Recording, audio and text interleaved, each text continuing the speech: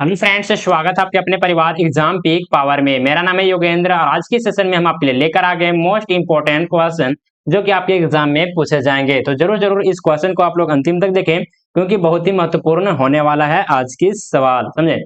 और अभी तक आप लोग इस सेशन को लाइक नहीं किए तो पहले तो सेशन को लाइक कीजिए, अपने दोस्तों के साथ शेयर कीजिए और चैनल को सब्सक्राइब करके बेल आइकन को ऑल पर प्रेस कर दीजिए ताकि आने वाले जितने भी सारी वीडियो सबसे पहले आप तक पहुंच सके।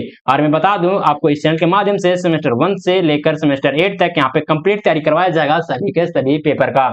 तो जरूर जरूर इस चैनल को सब्सक्राइब करके बेल आइकन को ऑल पर प्रेस कर ले। और जिन भी स्टूडेंट को अगर आप लोग को अगर पेड पीडीएफ की अगर जरूरत होगा तो आप लोग इस नंबर पे कॉन्टेक्ट कर सकते हैं, जो कि नंबर है 9430702606। आप लोग ये नंबर आपको इसी वीडियो के डिस्क्रिप्शन बॉक्स में सबसे लास्ट में मिल जाएगा, तो वहां से भी जाकर आप लोग निकाल कर इस नंबर पे मैसेज कर सकते हैं पेड पीडीएफ से रिगार्डिंग या फिर कोई भी डॉट वगैरह होता है तो समझे ना। मैसेज कीजिएगा व्हाट्सएप मैसेज, और साथ ही साथ आपको व्हाट्सएप ग्रुप में भी ज्वाइन करने का लिंक आपको प्रोवाइड करवा दिया जाएगा, तो वहां से भी ज्वाइन कर लीजिए ताकि हम आप लोग से कनेक्ट होकर कोई भी डॉट वगैरह को सॉल्व कर सकें।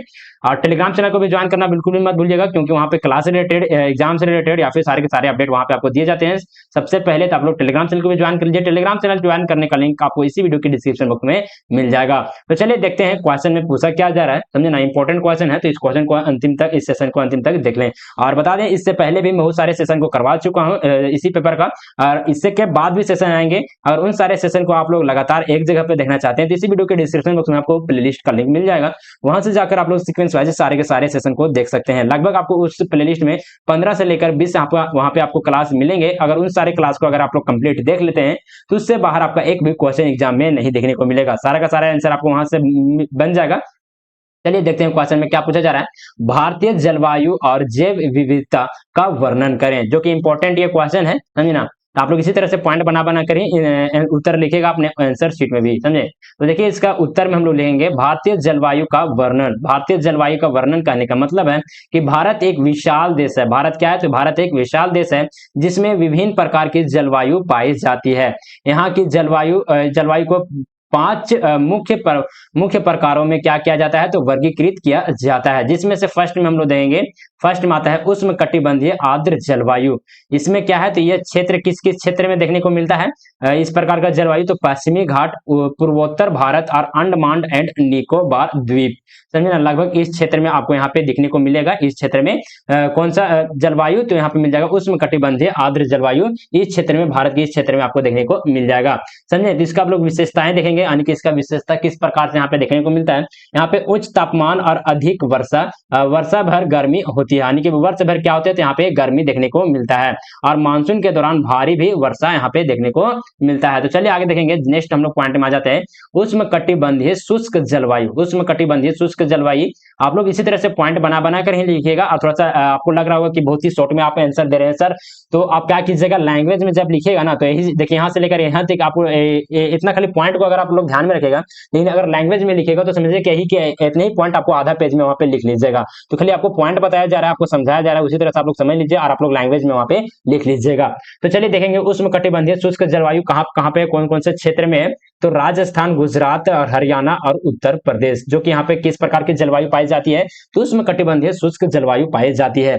अब इसकी विशेषताएं देखेंगे इस जलवायु की। तो गर्मी के मौसम में उच्च तापमान और कम वर्षा, यहाँ शुष्क हवाएं चलती है और साल का अधिकांश साल में, यहाँ पे हो जाएगा साल में, थोड़ा सा मिस टाइपिंग है, थोड़ा सा देख लीजिएगा। साल में अधिकांश समय सूखा रहता है, कहाँ पे? तो राजस्थान, गुजरात, हरियाणा और मध्य प्रदेश। और यहाँ पे किस प्रकार की जलवायु पाई जाती है? तो उष्ण कटिबंधीय शुष्क जलवायु पाई जाती है। इन सारे पॉइंट को आप लोग जरूर जरूर नोट करते हुए चलिएगा, या फिर पीडीएफ में आपको भेज दिया जाएगा। पीडीएफ अगर आप लोग डाउनलोड करना चाहते हैं, इसी वीडियो के डिस्क्रिप्शन बॉक्स में आपको टेलीग्राम चैनल का लिंक मिल जाएगा, वहां से जाकर आप लोग पीडीएफ को भी डाउनलोड कर सकते हैं, वो भी फ्री ऑफ कॉस्ट, समझे। अगर कोई भी डाउट वगैरह रहता है तो आपको ये नंबर पर मैसेज कीजिएगा 9430702606। आप लोग इस नंबर पे व्हाट्सएप मैसेज के जरिए कोई भी डॉट वगैरह होता है तो आपको यहाँ पे सॉल्व करने का प्रयास किया जाएगा, समझे। चलिए देखेंगे नेक्स्ट पॉइंट में आता है, पॉइंट नंबर 3 में आते हैं, यानी कि उपोष्ण कटिबंधीय आर्द्र जलवायु। इसमें इसका क्षेत्र किधर किधर है?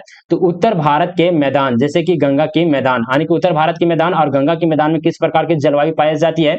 तो उपोष्ण कटिबंधीय आर्द्र जलवायु पाई जाती है।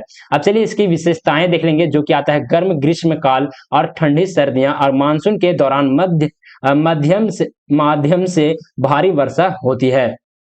चलिए आगे देखेंगे मध्यम अक्षांशीय जलवायु, जिसका क्षेत्र किधर किधर है तो हिमाचल प्रदेश, उत्तराखंड और जम्मू कश्मीर। इसकी विशेषताएं किस प्रकार से है तो सर्दियों में बर्फबारी और ठंडी हवाएं, गर्मियों में हल्की गर्मी और सुखद मौसम। यहाँ की जलवायु पहाड़ी क्षेत्रों के अनुसार बदलती रहती है। समझे। चलिए आगे देखेंगे, नेक्स्ट हम लोग पॉइंट में आता है मौसमी जलवायु।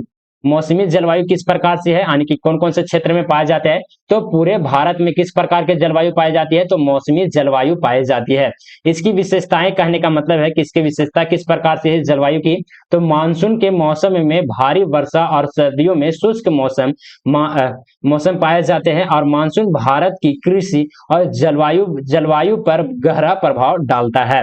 चलिए आगे आते हैं भारतीय जैव विविधता का वर्णन। भारतीय जैव विविधता का वर्णन भी हम लोग देख लेंगे, जो कि एक इंपॉर्टेंट ये पॉइंट बन जाता है। आप लोग इस पॉइंट को जरूर जरूर मेंशन कीजिएगा, जैसे कि आप लोग का एग्जाम में पूछा जाएगा क्वेश्चन। तो समझे, तो इसमें हम लोग लिखेंगे, क्या लिखेंगे तो भारत अपनी यह द्वितीय जैव विविधता, यानी कि भारत के जैसा जैव विविधता दूसरे देश में आपको नहीं देखने को मिलेगा, उसी को कहते हैं यह द्वितीय। कहने का मतलब है कि यूनिक यहाँ पे जैव विविधता आपको देखने को मिलते हैं। तो विश्व में क्या है तो प्रसिद्ध है। यहाँ की विभिन्न प्रकार की वनस्पतियां और जीव जंतु पाए जाते हैं, यानी कि यहाँ पे अलग अलग प्रकार के वनस्पति पाए जाते हैं, अलग अलग प्रकार के जीव जंतु भी यहाँ पे भारत में आपको देखने को मिलते हैं। सबसे पहले हम देखेंगे, फर्स्ट पॉइंट में आता है वनस्पति विविधता, यानी कि वनस्पति किस प्रकार से अलग अलग पाए जाते हैं, यानी कि कौन कौन से वनस्पति पाए जाते हैं उसे हम लोग देखेंगे। तो भारत में लगभग 47,000 पौधे की प्रजाति पाए जाती है। कितने प्रजाति पाए जाते हैं तो 47,000 प्रजाति पौधे की पाए जाते हैं भारत में। चलिए आगे देखेंगे, उष्णकटिबंधीय वर्षा वन, शुष्क जंगल और समशीतोष्ण वन और अल्पाइन वन यहाँ की वनस्पति विविधता में क्या है तो शामिल है। चलिए आगे देखेंगे, प्रमुख पेड़ कौन कौन से हैं तो साल है, सागौन है, बांस है, नीम है, आम है और पीपल है। बहुत सारे यहाँ पे पाए जाते हैं, समझे ना। तो जो प्रमुख है उसको हम लोग यहाँ पे बतला दिए हैं।